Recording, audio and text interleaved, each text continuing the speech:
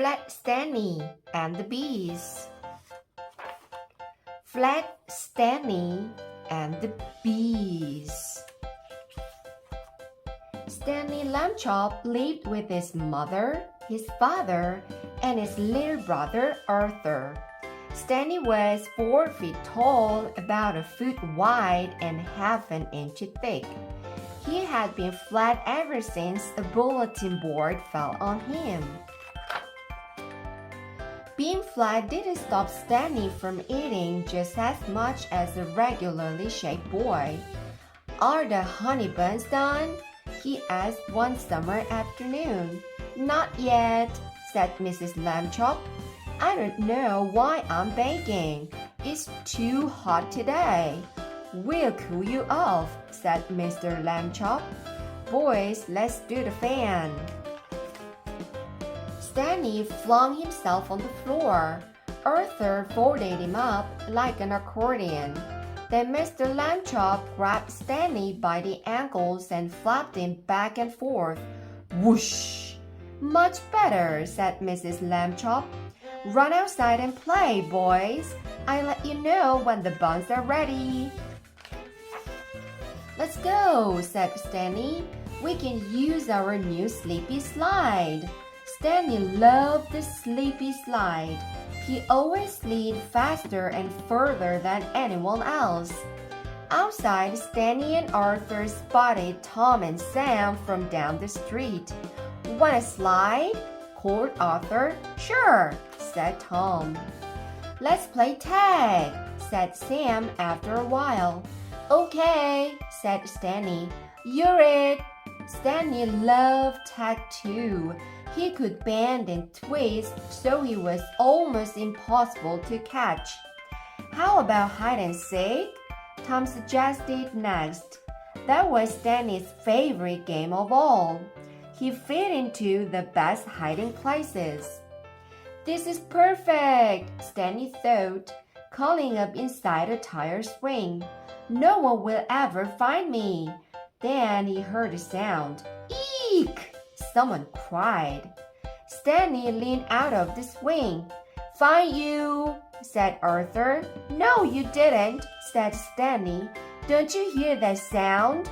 I think someone's in trouble." The boys listened. "Eek!" came the cry again. Stanley and Arthur followed the sound up a hill. Sam hurried after them. "What's going on?" Sam asked. Before Stanley could answer, he heard another sound, an angry sound. Bzzz. "Oh no," said Arthur. "It's Tom." Their friend stood like a statue, too scared to move. A swarm of bees buzzed around him. "I was hiding behind a tree," Tom squeaked. "I must have bumped the beehive. Eek!" "Arthur!" yelled Stanley. "Let's do the fan." "Got it," Arthur said. Stanley flung himself on the grass. Arthur folded him up like an accordion. Then Arthur grabbed Stanley by the ankles and tried to flap him up and down. But he couldn't do it. Stanley was too heavy. Sam rushed over to help. 1, 2, 3, flap! Arthur called. Together they fanned Stanley with all their might. Whoosh! The blast of air blew the bees away, but not very far. The boys took off down the hill. The bees came after them. "They're catching up!" Tom yelled. Then Stanley saw something. The sleepy slide. Stanley let the others sit on top of him. Whiz! They sailed along and landed with a wet plop at the Lambchop's back door. The boys raced inside. So did the bees. "Here they come!" moaned Arthur. "Eek!" squeaked Tom. But then the swarm swerved. "What? Where?"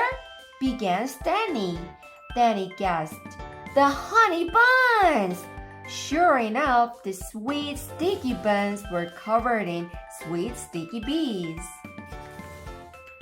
Oh dear, cried Mrs. Lambchop, walking into the kitchen. Then Mrs. Lambchop started to laugh. It is too hot for warm buns anyway. You know what we need, boys? Ice cream! The end. 주요 표현 알아보겠습니다. Number 1. You're it. Let's play tag, said Sam after a while. Okay, said Stanley. You're it. 너가 술래야 라는 표현입니다. You're it. You're it. You're it. 너가 술래야. 주요 표현 number 2. A swarm of bees buzzed around him. A swarm of bees buzzed around him. Swarm, swarm. 벌의 한 무리, 한 떼를 말하는 표현입니다. A swarm of bees buzzed around him. 주요 표현 number 3. Together they fanned Stanley with all their might. Might, might. Together they fanned Stanley with all their might. Might. 그들의 온 힘을 다하여 스탠리를 부채질 했어요 라는 표현입니다. Might, 힘. All their might. 그들의 모든 힘을 다하여 스탠리를 들고 부채질을 하는 장면이네요. 주요 표현 네 번째입니다. They're catching up, Tom yelled. Catch up. 벌이 거의 다 따라잡았어 라는 표현입니다. Catch up, 다 따라잡았어. They're catching up. They're catching up. Hot for one bun set away. Too hot. 만들어 놓은 번이 정말 핫하구나. 정말 인기가 많구나 라는 유머스러운 엄마의 표현이네요.